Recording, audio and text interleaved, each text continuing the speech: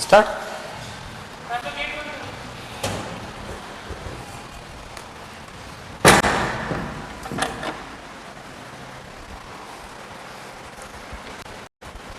देखो बच्चों, इसमें फिजिक्स के जो इंपॉर्टेंट क्वेश्चंस हैं उसको डिस्कस करते हैं, जो बोर्ड लेवल के क्वेश्चंस हैं इंपॉर्टेंट उनको डिस्कस करते हैं। तो कुछ क्वेश्चंस हैं वो आपको पीडीएफ में गिवन होंगे, तो हम यहां पर इसको डिस्कस करते हैं। कुछ इंपॉर्टेंट क्वेश्चंस। फर्स्ट आपके पास क्या है? First question, define electric dipole. ठीक है, इलेक्ट्रिक डाइपोल। तो बेटे आपके पास इलेक्ट्रिक डाइपोल होता क्या है? इलेक्ट्रिक डाइपोल क्या होगा आपके पास? अगर आपके पास दो चार्ज हैं जिनका मैग्नीट्यूड आपके पास क्या है? इक्वल है, और आपके पास नेचर क्या है? अपोजिट है। फॉर एग्जाम्पल कि सपोज आपके पास एक चार्ज है नेगेटिव क्यू और एक चार्ज है आपके पास पॉजिटिव क्यू। ठीक है, ये आपके पास सेपरेट है, कुछ डिस्टेंस से सेपरेट है, कुछ डिस्टेंस से क्या है? सेपरेट है। तब इसे ही आप क्या बोल दोगे बेटे? Electric dipole.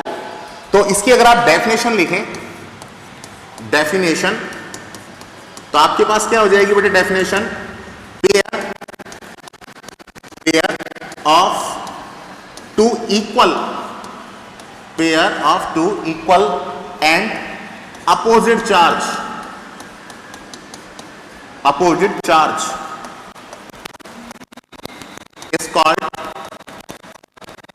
is called electric dipole. ये रहा बेटा आपके पास। ठीक है, pair of two equal and opposite charge is called electric dipole. तो इसको अगर आप देख लीजिए बेटा आपके पास। नेक्स्ट देखिए बेटा आपके पास, तो ये क्वेश्चन है, इसकी डेफिनेशन बेटे पूछी जाती है बोर्ड एग्जाम में। Define electric dipole. Second question पर आते हैं बेटे। सेकंड क्वेश्चन बेटा आपके पास क्या है? Define electric dipole moment. Define electric dipole moment. तो बेटे इलेक्ट्रिक डाइपोल मोमेंट आपके पास होता क्या है? तो हम पढ़ चुके हैं बेटे कि जो इलेक्ट्रिक होता है, इलेक्ट्रिक डाइपोल जो होगा वो हम जानते हैं कि इलेक्ट्रिक डाइपोल आपके पास क्या है? Pair of two equal and opposite charge. तो एक नेगेटिव क्यू और एक आपके पास पॉजिटिव क्यू। ठीक है, ये आपके पास क्या बेटे? डी डिस्टेंस से सेपरेट है। तो आप देखिए ये बन गया क्या आपके पास? इलेक्ट्रिक डाइपोल बन गया। मुझे इलेक्ट्रिक डाइपोल मोमेंट चाहिए, तो इलेक्ट्रिक डाइपोल मोमेंट क्या होता है? इलेक्ट्रिक डाइपोल मोमेंट में दोनों चार्ज हैं, एक तो नेगेटिव और एक पॉजिटिव चार्ज है। इन दोनों का मैग्नीट्यूड तो सेम है, तो इनमें से दोनों चार्ज हैं उनका मैग्नीट्यूड ले लीजिए आप किसी एक चार्ज का, और इनके भी डिस्टेंस क्या है जिसको आप क्या बोलते हैं? Dipole length. इनको अगर आप मल्टीप्लाई कर दें तब इसी को आप क्या बोलते हैं बेटे? Electric dipole moment. तो इसकी डेफिनेशन बेटा आपके पास क्या बनेगी? इन electric dipole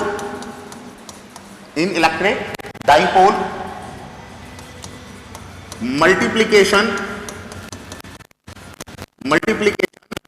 of magnitude of one charge मतलब Q एंड डाइपोल लेंथ बेटे क्या है इस डायग्राम में? D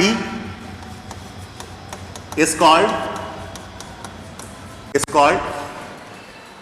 electric dipole moment. ठीक है, it is denoted by P vector.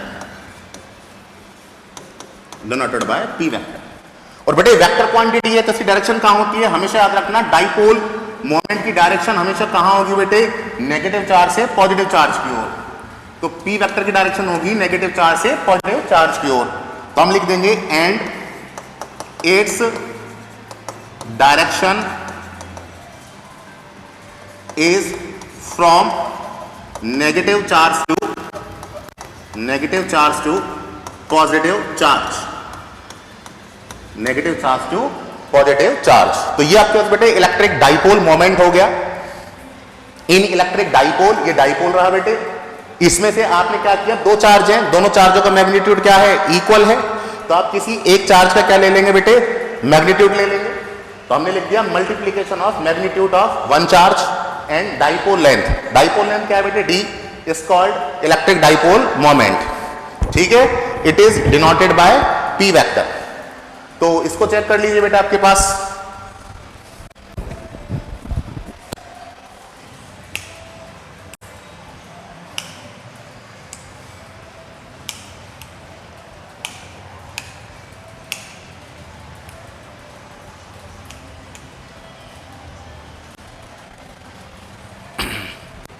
और चेक करते हैं बेटे अभी।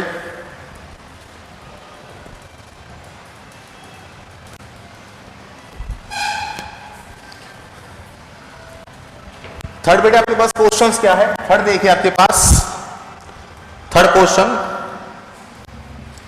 थर्ड इंपॉर्टेंट क्वेश्चन बेटा आपके पास क्या है। थर्ड लिखते हैं define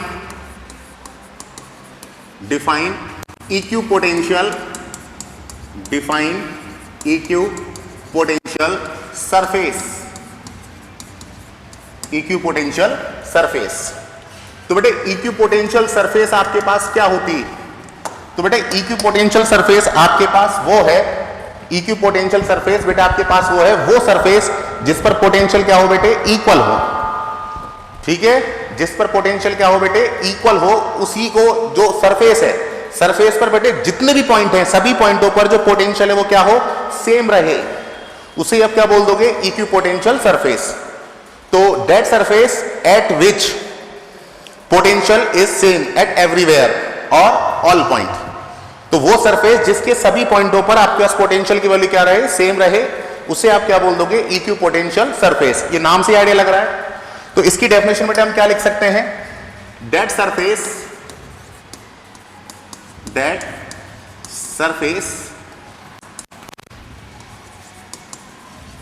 eight which potential is same at all points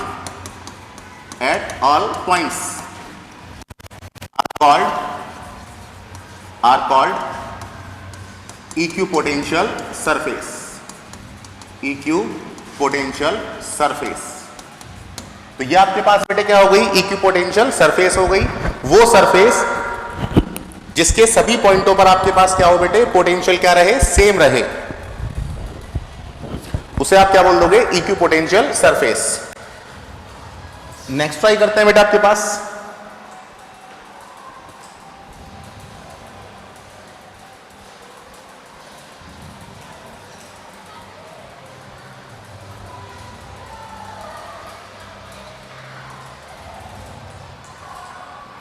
next question देखिए बेटा आपके पास क्या है, ये 3 क्वेश्चन होंगे बेटे, ये छोटे क्वेश्चंस बनते हैं बेटे बोर्ड एग्जाम में। फोर्थ क्वेश्चन बेटा आपके पास क्या है, इंपॉर्टेंट, आपके पास कोई भी 2 प्रॉपर्टी आती है बेटे, ठीक है। तो फोर्थ क्वेश्चन करते हैं, right 2 properties of electric line of force. आपको आपके पास कोई भी 2 प्रॉपर्टी लिखनी है इलेक्ट्रिक लाइन ऑफ फोर्स की। तो बेटे इलेक्ट्रिक लाइन ऑफ फोर्स की आपके पास कोई भी 2 प्रॉपर्टी क्या होंगी, सुनिए। इलेक्ट्रिक लाइन ऑफ फोर्स की 2 प्रॉपर्टी क्या होती हैं। सबसे पहले बेटे जो इलेक्ट्रिक लाइन ऑफ फोर्स है आपके पास, या इलेक्ट्रिक फील्ड लाइन भी बोलते हैं इनको, ये हमेशा कहां से स्टार्ट होती हैं, पॉजिटिव से स्टार्ट होती हैं, पॉजिटिव चार्ज से, और नेगेटिव चार्ज पर ये एंड होती हैं। और ये आपके पास इलेक्ट्रिक लाइन ऑफ फोर्स कभी भी इंटरसेक्ट नहीं करती। तो फर्स्ट प्रॉपर्टी क्या हुई आपके पास कि electric line of force start होती है कहां से, पॉजिटिव चार्ज से, और नेगेटिव चार्ज पर टर्मिनेट होती है, मतलब एंड होता है। सेकंड प्रॉपर्टी क्या है कि जो बेटे इलेक्ट्रिक लाइन ऑफ फोर्स है वो कभी भी इंटरसेक्ट नहीं करती। अगर बेटे वो इंटरसेक्ट करेंगी तो क्या होगा, अगर इंटरसेक्ट करेंगी तो बेटे इंटरसेक्शन पॉइंट पर इलेक्ट्रिक फील्ड की दो डायरेक्शन हो जाएंगी। ठीक है, तो हम प्रॉपर्टी लिखते हैं। फर्स्ट प्रॉपर्टी क्या है, electric line of force started from positive q charge and terminate at negative q charge। ठीक है, इसका अगर हम डायग्राम भी बनाएं तो ये बेटे पॉजिटिव चार्ज रहा, ये पॉजिटिव चार्ज क्या होंगी बेटे, स्टार्ट होंगी, तो हमने एरो बना दिया इस तरह से, और आपके पास नेगेटिव चार्ज पर क्या होंगी बेटे, टर्मिनेट होंगी। ये नेगेटिव चार्ज है तो नेगेटिव चार्ज पर टर्मिनेट मतलब फिनिश होंगी, तो एरो इस साइड लगा दिया। तो फर्स्ट प्रॉपर्टी तो बेटे ये हो गई, electric line of force started from positive charge and terminate at negative charge. ठीक है, सेकंड प्रॉपर्टी क्या है बेटे, सेकंड प्रॉपर्टी लिख देते हैं, सेकंड प्रॉपर्टी लिख देते हैं, electric line of force never intersect to each other, never intersect to each other। ठीक है, तो आपके पास इलेक्ट्रिक लाइन ऑफ फोर्स की दो प्रॉपर्टी हो चुकी है। ठीक है, यहां पर ये भी क्वेश्चन इंपॉर्टेंट है इलेक्ट्रिक लाइन ऑफ फोर्स का, कि इलेक्ट्रिक लाइन ऑफ फोर्स की दो प्रॉपर्टी क्या होती है, तो वो पॉजिटिव चार्ज से स्टार्ट होती है, नेगेटिव चार्ज पर टर्मिनेट होती है। सेकंड बेटे आपके पास क्या है, हमेशा इलेक्ट्रिक लाइन ऑफ फोर्स कभी भी इंटरसेक्ट नहीं करती। नेक्स्ट क्वेश्चन पर आते हैं। तो बेटे नेक्स्ट क्वेश्चन आपके पास क्या है, नेक्स्ट क्वेश्चन आपके पास क्या है, right unit and dimension, right unit and dimension of electric potential, electric potential and absolute permittivity. ये आपके पास क्वेश्चन बन चुका है बेटे बोर्ड में काफी बार, कि right unit and dimension of electric potential and absolute permittivity. तो फर्स्ट स्टार्ट करते हैं बेटे इलेक्ट्रिक पोटेंशियल। तो बेटे आपको सबको पता है पोटेंशियल है, उसकी यूनिट क्या होती है बेटे, वोल्ट। ठीक है, इसकी डायमेंशन निकालते हैं बेटे। तो बेटे अगर हम लिखें इलेक्ट्रिक पोटेंशियल के लिए, इलेक्ट्रिक पोटेंशियल, तो इलेक्ट्रिक पोटेंशियल में बेटा आपके पास यूनिट क्या होगी इसकी, तो हम लिख देंगे its unit in MKS system is volt. Electric potential क्या होते हैं बेटे, वोल्ट। अब इसके हम डायमेंशन लिखें, तो डायमेंशन बेटा आपके पास क्या होती है, फॉर्मूला होता है आपके पास, सिंस वी नो डैट, जो आपका फॉर्मूला होता है बेटे V equal to W upon Q, V equal to W upon Q, ये आपके पास फॉर्मूला होता है। तो V इक्वल टू आपका डब्ल्यू बेटे वर्क है, वर्क की डायमेंशन बेटे m1 L2 T-2 और चार्ज की बेटे A1 T1। इसको आप सॉल्व करोगे तो आपके पास आ जाएगा बेटे m1 L2, इसको आप ऊपर ले जाओ T-3 और ये A-1। तो ये आपके पास हो गई बेटे इलेक्ट्रिक पोटेंशियल की यूनिट और डायमेंशन। तो इलेक्ट्रिक पोटेंशियल की बेटे यूनिट तो क्या होती है, वोल्ट होती है, और आपके पास जो डायमेंशन होगी बेटे वो आपके पास क्या होगी, इस तरह से V equal to W upon Q. अब हम निकालते हैं बेटे एब्सोल्यूट परमिटिविटी की यूनिट और डायमेंशन। कैसे निकालेंगे, चेक करते हैं। तो बेटे एब्सोल्यूट परमिटिविटी जो है उसको रिप्रेजेंट किससे किया जाता है, एप्सिलॉन नॉट से। तो हम इस लाइन को लिखते हैं, absolute permittivity is denoted by epsilon naught. तो बेटे हमें इसकी यूनिट और डायमेंशन निकालनी है। तो बेटे एप्सिलॉन नॉट जिस फॉर्मूले में आता है पहले आप उसको लिखिए। तो एप्सिलॉन नॉट बेटे जिस फॉर्मूले में आएगा उसको पहले आप लिखिए। उसको लिख देंगे तो हमारे पास यूनिट डायमेंशन अपने आप बन जाएंगी। देखो कौन सा फॉर्मूला है, तो देखिए आपके पास सिंस वी नो डैट, तो बेटा आपके पास जो एफ है वो आपके पास क्या होता है 1 अपॉन, मैं पहले वो लिख दूं, F equal to K Q1 Q2 upon R square, जो कूलाम लॉ है उसका फॉर्मूला लिखा मैंने। तो एफ इक्वल टू बेटे के की वैल्यू क्या होती है 1 upon 4 pi epsilon naught Q1 Q2 upon R square.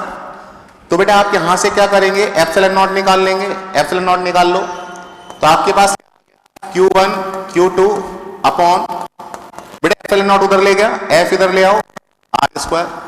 तो यूनिट निकालते हैं बेटे, ये Q1 क्या है चार्ज, Q2 क्या है चार्ज, चार्ज 2 बार आ रहा है, तो चार्ज इंटू चार्ज, चार्ज की यूनिट क्या होती है कूलाम, तो कूलाम इंटू कूलाम, कूलाम का square upon 4 constant, pi constant, as it is constant की कोई यूनिट नहीं होती, फोर्स की क्या होती है बेटे न्यूटन, और आर की क्या है डिस्टेंस, डिस्टेंस की मीटर, स्क्वायर लग रहा है तो मीटर स्क्वायर। तो बेटे ये तो आपके पास क्या हो गई, इसकी यूनिट हो गई एब्सोल्यूट परमिटिविटी की।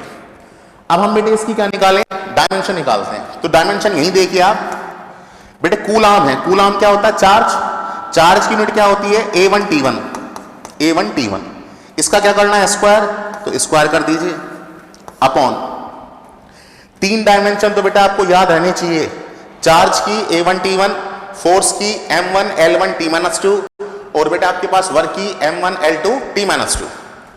तो बेटे चार्ज की A1T1, फोर्स है, फोर्स की क्या होती है बेटे M1 L1 T-2, और बेटा आपका डिस्टेंस है उसका स्क्वायर हो रहा है तो L2। सॉल्व करते हैं इसको, तो आपके पास आ गया A2 T2 upon M1 L1 L2 क्या हो गया बेटे L3, और ये आपके पास T-2। इसको सॉल्व कर लीजिए, तो आपके पास क्या आ गया बेटे, M को ऊपर ले जाओ, M-1 L-3, इसको ऊपर लेकर जाओगे T4 हो जाएगा, और ये A2। तो ये आपके पास बन गई बेटे एप्सिलॉन नॉट की डायमेंशन, ठीक है, एब्सोल्यूट परमिटिविटी की डायमेंशन। तो ये भी बेटे क्वेश्चंस काफी बार आया हुआ है कि right the unit and dimension of electric potential and absolute permittivity. तो बेटे अब हम यहां पर कुछ न्यूमेरिकल्स पर आते हैं, तो कुछ क्वेश्चंस पर आते हैं बेटे, न्यूमेरिकल्स क्या हैं, तो देखते हैं, देखो न्यूमेरिकल्स क्या होंगे वो आपके पास।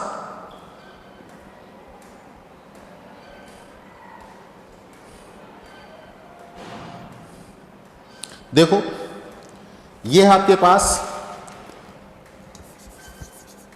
what will be the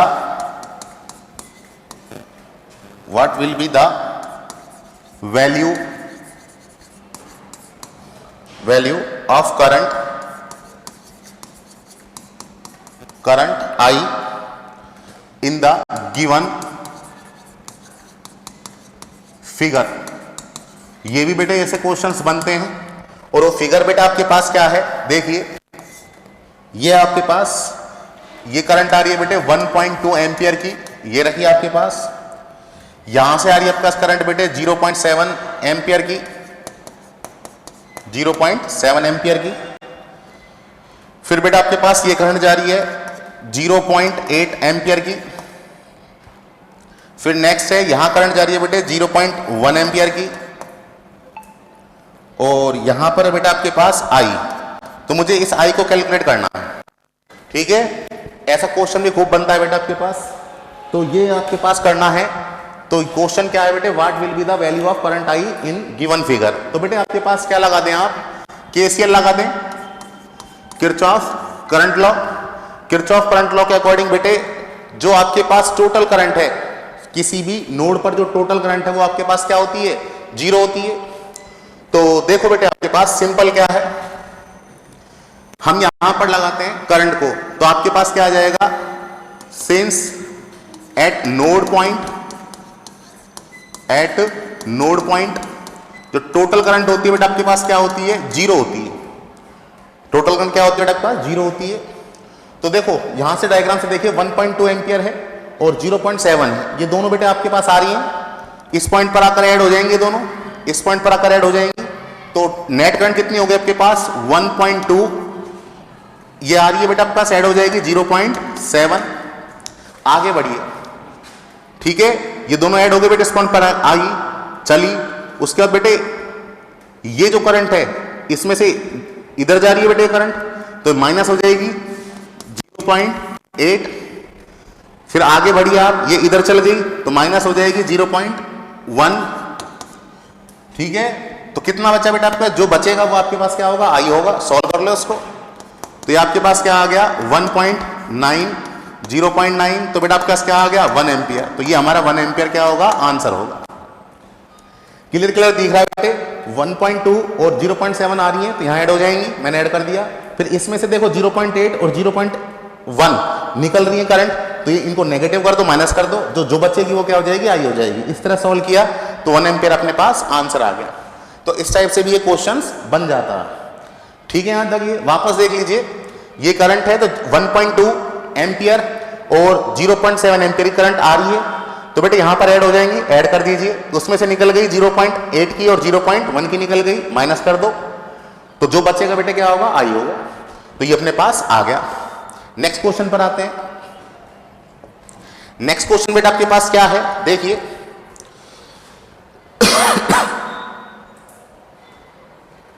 next question बेटा आपके पास ये है, right the corresponding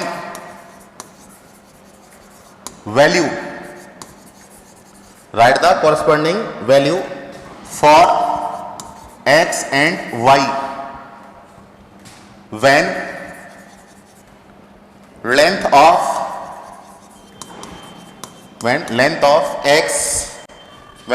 of conductor x equal to 4 ohm and y equal to 48 into 10 raised to minus 8 ohm into meter is become half। ये आपके पास क्वेश्चन becomes half। तो बेटे right the corresponding value of x and y when length of conductor x equal to 4 ohm, y equal to 48 into 10 raised to minus 8 ohm into meter is becomes half।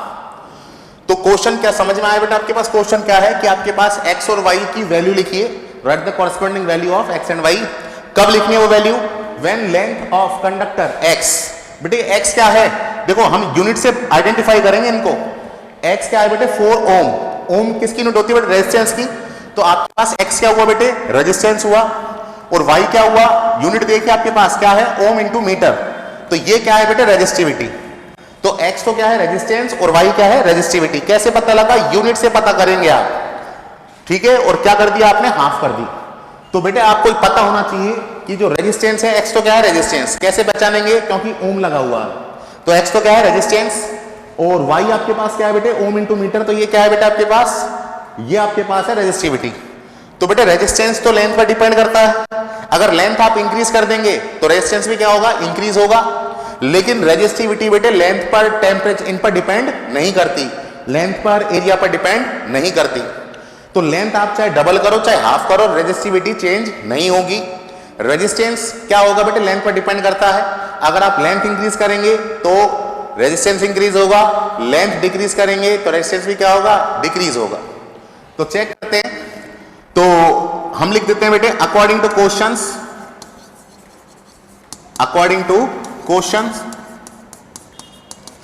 तो बेटे x क्या है, x तो क्या है resistance, और y क्या है बेटे रेजिस्टिविटी। y क्या है बेटे रेजिस्टिविटी। तो अगर आप इनको करेंगे तो देखो बेटा आपके पास if length becomes half then resistance becomes half। तो रेजिस्टेंस भी कितना हो जाएगा बेटे, हाफ हो जाएगा। डेट इज, इसका मतलब x कितना हो जाएगा, 2 ओम हो जाएगा। पहले कितना था 4 ओम। अगर मैं लेंथ को क्या कर दूंगा बेटे, हाफ कर दूंगा, तो आपके पास ये भी क्या हो जाएगा, हाफ हो जाएगा। y क्या है बेटे रेजिस्टिविटी, तो हम लिख देंगे resistivity is does not depend on length. So conductor Y remain unchanged.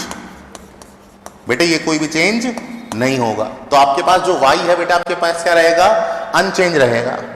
ठीक है, अगर आप लेंथ को बेटे क्या करेंगे, इंक्रीज करेंगे या डिक्रीज करेंगे, तो बेटे रेजिस्टिविटी डिपेंड ही नहीं करती, रेजिस्टिविटी डिपेंड ही नहीं करती। ठीक है, यहां पर ये नेक्स्ट क्वेश्चन पर आते हैं बेटे। नेक्स्ट क्वेश्चन क्या है बेटे,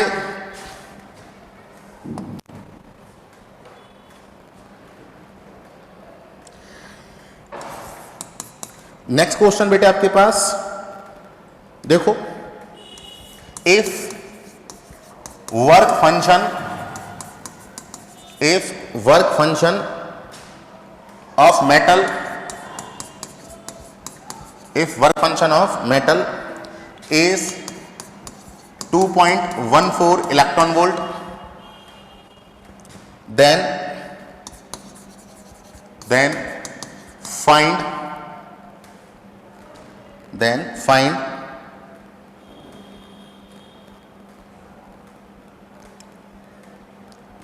threshold frequency.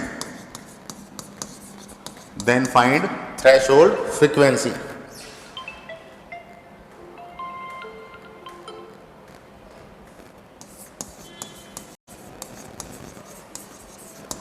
Threshold frequency. तो बेटा देखो आपके पास वर्क फंक्शन होता क्या है, वर्क फंक्शन आपके पास क्या होगा, सिंस वी नो डेट जो वर्क फंक्शन है बेटा आपके पास W नॉट, वो आपके पास क्या होता है H न्यू नॉट। तो बेटा ये न्यू नॉट क्या है, थ्रेशोल्ड फ्रीक्वेंसी है।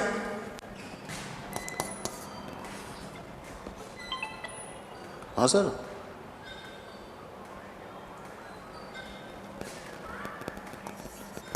मैं बात करके बता दूंगा सर,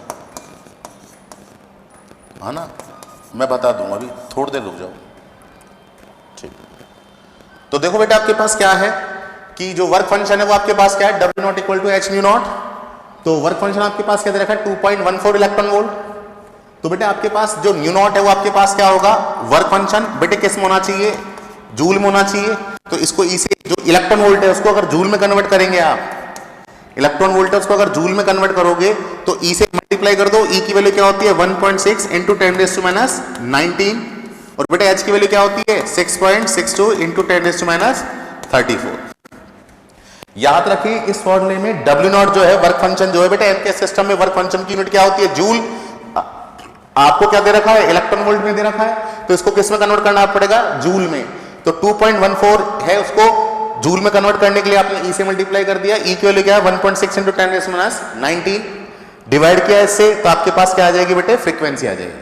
ठीक है आंसर। और क्वेश्चन पर आते हैं, नेक्स्ट क्वेश्चन पर। नेक्स्ट क्वेश्चन बेटा आपके पास क्या है,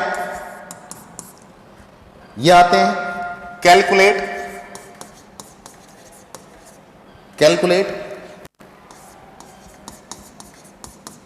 capacity, calculate capacitor C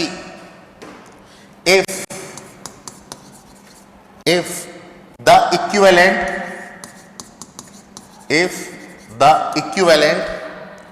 capacitance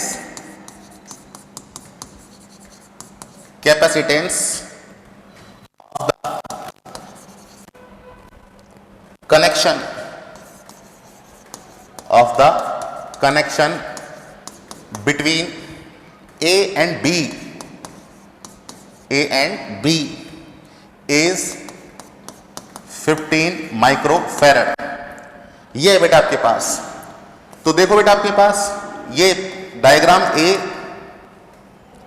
ये दे दिया आपको, ये आपके पास क्या है बेटे 10 माइक्रोफैरड, ये आपके पास दूसरा दे दिया बेटे 10 माइक्रोफैरड। उसके बाद बेटे ये दे दिया C और ये B। तो आपसे ये कहा गया है, क्वेश्चन क्या है, कैलकुलेट कैपेसिटर C। इस C की वैल्यू आपको निकालनी है। If the equivalent capacitance of the connection between A and B is 15 microfarad. कि बेटा अगर ए और बी के बीच जो इक्विवेलेंट कैपेसिटी है वो 15 माइक्रोफैरड है, तो आपको इस सी की वैल्यू निकालनी है। तो बेटे किस तरह से निकालेंगे? इक्विवेलेंट कैपेसिटर तो आपको क्लियर दिख रहा है, ये दोनों किसमें? पैरेलल में। जब ये दोनों पैरेलल में तो सिंपल ऐड हो जाते हैं, तो सिंपल ऐड कर दो। तो ये आपके पास नेक्स्ट डायग्राम बन गया। स्टेप फर्स्ट, पैरेलल में है तो बेटे ये पॉइंट ए, तो सिंपल ऐड हो जाएंगे, तो कितना हो जाएगा? 20 माइक्रोफैरड, और ये आपके पास सी, और ये आपके पास रहा बी। अब बेटे ए और बी के बीच 20 माइक्रोफैरड और सी किस में है? सीरीज में।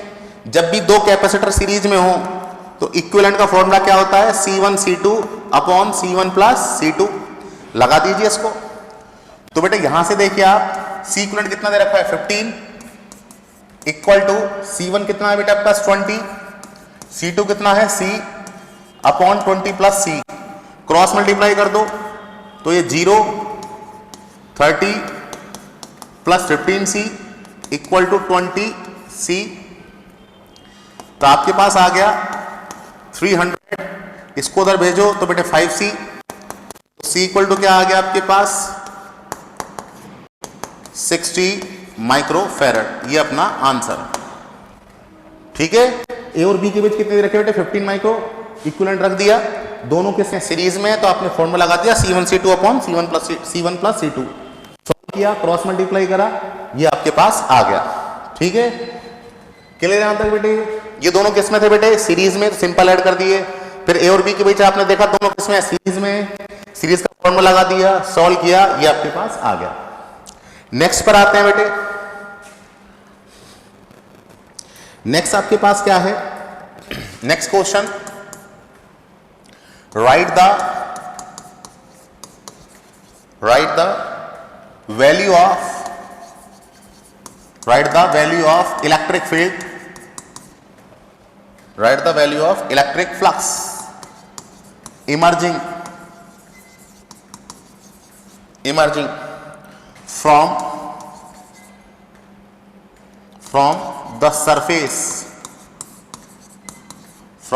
surface of given figure।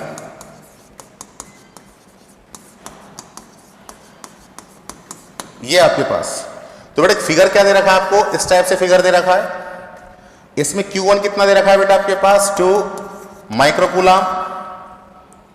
Q2 क्या दे रखा है बेटा आपके पास? 1 माइक्रोकूलम। तो बेटा इसमें गॉस लॉ लगा दो। तो बेटा इस क्लोज सरफेस में कितना चार्ज एनक्लोज किया हुआ है? 2 + 1 3।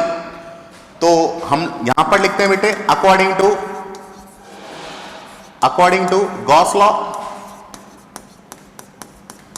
To Gauss law, emerging flux क्या होता है बेटे आपके पास? Summation Q upon epsilon naught. तो बेटे phi equal to summation Q कितना है? 2 + 1 3 माइक्रोकूलम अपॉन एप्सिलॉन नॉट। ठीक है, माइक्रो का मतलब क्या होता है बेटे? 3 × 10⁻⁶ अपॉन एप्सिलॉन नॉट। तो ये आपके पास बेटे फ्लक्स आ गया। ठीक है, यहां तक ये हमें जरूर नहीं कि बेटे एप्सिलॉन नॉट की वैल्यू रखनी है। कोई अगर स्टूडेंट बेटे एप्सिलॉन नॉट की वैल्यू रखना चाहे और सॉल्व करना चाहे तो कर सकता है। एप्सिलॉन नॉट की वैल्यू क्या होती है बेटे? 8.85 × 10⁻12 ये होती है वैल्यू। तो वैसे हम इतना करेंगे तो भी ठीक है, अगर कोई एप्सिलॉन नॉट रखकर सॉल्व करना चाहे तो भी ठीक है। ठीक है, यहां तक। नेक्स्ट न्यूमेरिकल पर आते हैं। नेक्स्ट बेटे क्या है आपके पास? देखो द डिस्टेंस। बेटे इस टाइप के न्यूमेरिकल्स बहुत बनते हैं जो मैं आपको करा रहा हूं। The distance between H+ and Cl- ions in HCl molecule is 2 angstrom. Find the value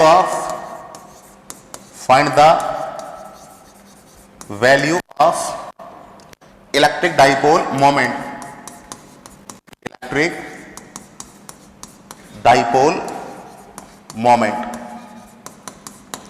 तो बेटा आपके पास ये HCl मॉलिक्यूल है, इसमें H+ और Cl- आयन है। इनके भी डिस्टेंस क्या बेटे? 2 एंगस्ट्रॉम है। तो मुझे क्या करना है बेटे? इलेक्ट्रिक डाइपोल कैलकुलेट करना है। तो देखिए बेटे, एक तो है H+ और एक है Cl माइनस। तो ये बेटे इलेक्ट्रिक डाइपोल बन गया। कैसे बन गया? इस पर चार्ज क्या है? प्लस, इस पर क्या है? माइनस। तो बेटे नेचर डिफरेंट है, मैग्नीट्यूड तो सेम है दोनों का। इस पर प्लस का 1 है, इस पर माइनस का 1 है। ठीक है, तो मैग्नीट्यूड तो दोनों का 1 होगा, नेचर क्या है? अपोजिट। तो क्या बन गया? इलेक्ट्रिक डाइपोल बन गया। डिस्टेंस कितनी दे दी बेटे? डिस्टेंस दे दी आपको 2 एंगस्ट्रम। याद रहे फिजिक्स में डिस्टेंस हमेशा किस में होनी चाहिए बेटे? मीटर में। तो एंगस्ट्रम मतलब क्या होता है? 10⁻10 मीटर। एक एंगस्ट्रम मतलब 10⁻10 मीटर। तो बेटा आप इसका डाइपोल निकाल लो। तो इलेक्ट्रिक डाइपोल मोमेंट क्या होता है बेटे? P equal to Q into D. Next step, P equal to Q कितना होगा बेटे? इस पर प्लस का E, इस पर माइनस का E। अगर यहां पर H डबल प्लस होता तो इस पर लिखता चार्ज कितना होता? 2E। इस पर एक प्लस है तो only E। Distance D, value रख दो बेटे। P इक्वल टू E की वैल्यू 1.6 इंटू 10⁻19 और D की वैल्यू आपके पास क्या होगी बेटे? 2 इंटू 10⁻10। सॉल्व कर लो बेटे इसको। तो P equal to 3.2 into 10⁻29 Coulomb into metre. ये हमारा आंसर होगा। तो इस टाइप के न्यूमेरिकल बेटे बहुत बने हैं डाइपोल मोमेंट के, तो आप इसको कर सकते हैं। नेक्स्ट क्वेश्चन देखिए बेटा आपके पास। नेक्स्ट क्या है बेटा आपके पास? इफ द, ये भी क्वेश्चन बहुत बनता है बेटे। If the Wheatstone bridge in equilibrium in the figure,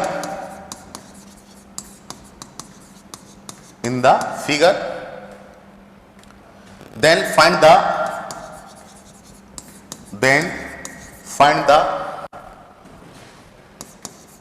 value of unknown resistance R. Unknown resistance R. Diagram क्या है बेटे? एक रेजिस्टेंस ये रहा, ये आपके पास गैल्वेनोमीटर रहा, ये आपके पास की रही। एक रेजिस्टेंस ये रहा,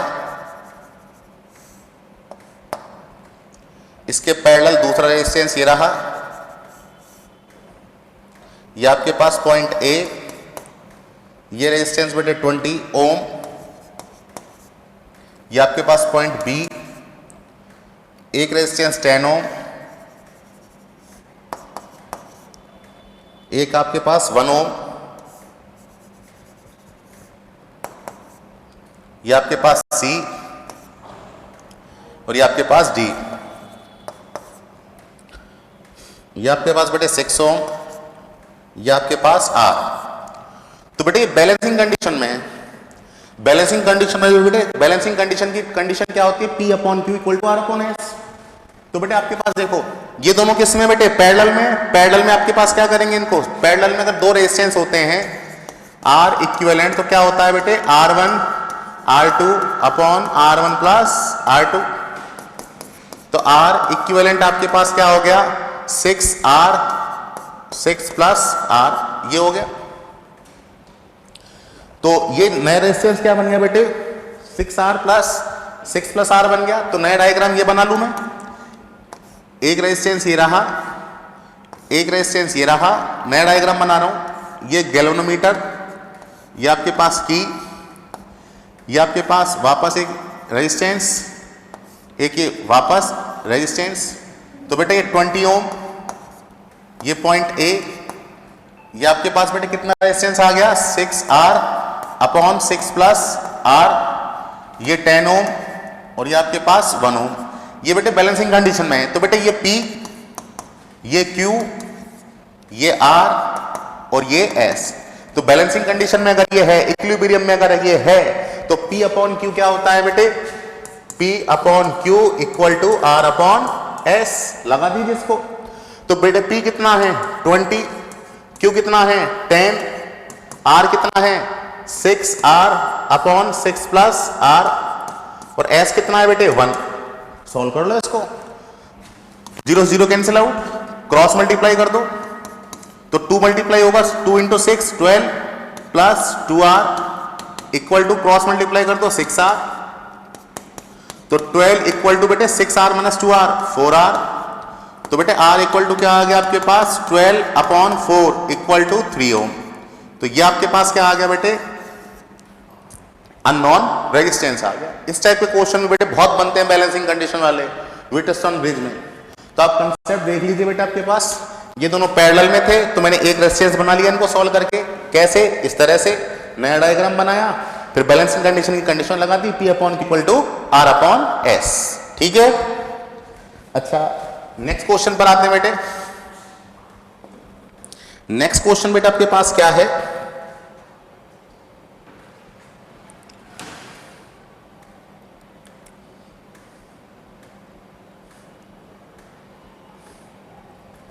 ये है बेटा आपके पास, ये भी बहुत बनता है बेटे। If the medium of dielectric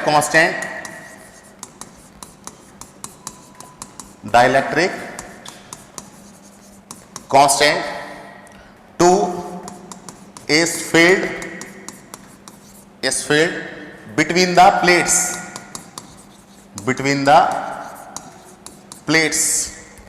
of parallel plates capacitor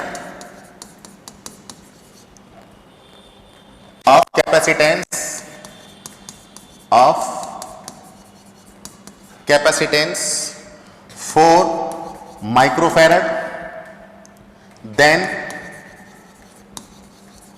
what will be the value of capacitance। Question क्या है बेटे, देखिए कि if the medium of dielectric constant, कि डाइलेक्ट्रिक कांस्टेंट कितना है 2 है इस मीडियम का, वो आपने भर दिया, ठीक है, फिल्ड कर दिया बिटवीन प्लेट्स। प्लेट किसके बेटे? कैपेसिटर की है, जिसकी कैपेसिटी कितनी है 4 माइक्रोफैराड। भरने के बाद बेटे उसकी कैपेसिटी कितनी हो जाएगी, तो हमें पता है बेटे, देखो क्या क्या गिवन है आपको, सिंस वी नो दैट, जो बेटे आपके पास जब कुछ भी नहीं भरा हुआ तो उसकी कैपेसिटी कितनी है बेटे 4 माइक्रोफैराड। डाइलेक्ट्रिक कांस्टेंट कितना है बेटे, जिसको एप्सिलॉन आर से या के से भी रिप्रेजेंट कर सकते हैं, कितना है 2 है। आपसे जब मीडियम भरने के बाद कैपेसिटी पूछी, if the medium of dielectric constant 2 is filled between the plate of parallel plate capacitor of capacity 4 microfarad, कि वो कैपेसिटर जिसकी कैपेसिटी क्या है 4 माइक्रोफैराड है, उसकी प्लेटों के बीच आपने ये मीडियम भर दिया जिसका डाइलेक्ट्रिक कांस्टेंट क्या है 2 है, तो उसकी कैपेसिटी क्या हो जाएगी। तो ये सब आपको दिया हुआ है, तो फॉर्मूला आप जानते हैं बेटे, सिंस वी नो दैट, जो बेटे Cm होता है वो आपके पास क्या होता है K times of C not, तो Cm कितना हो गया बेटे, K कितना दे रखा है आपको 2 माइक्रोफैराड, कितना दे रखा है बेटे विदाउट मीडियम, कैपेसिटी कितनी दे रखी है 4, तो Cm कितना हो गया बेटा आपके पास 8 माइक्रोफैराड। तो ये अपने पास आ गया। तो कुछ ये इंपॉर्टेंट क्वेश्चन है बेटे, नेक्स्ट वीडियो में हम और क्वेश्चन डिस्कस करते हैं नेक्स्ट लेक्चर में। तो आज के लिए बेटे इतना ही, ये कुछ इंपॉर्टेंट क्वेश्चंस थे। नेक्स्ट लेक्चर में बेटे आप क्या करेंगे, और क्वेश्चंस डिस्कस करेंगे। तो आज की वीडियो बेटे हम यहीं खत्म करते हैं, तो नेक्स्ट वीडियो स्टार्ट करते हैं बेटे बाद में। ओके बेटे।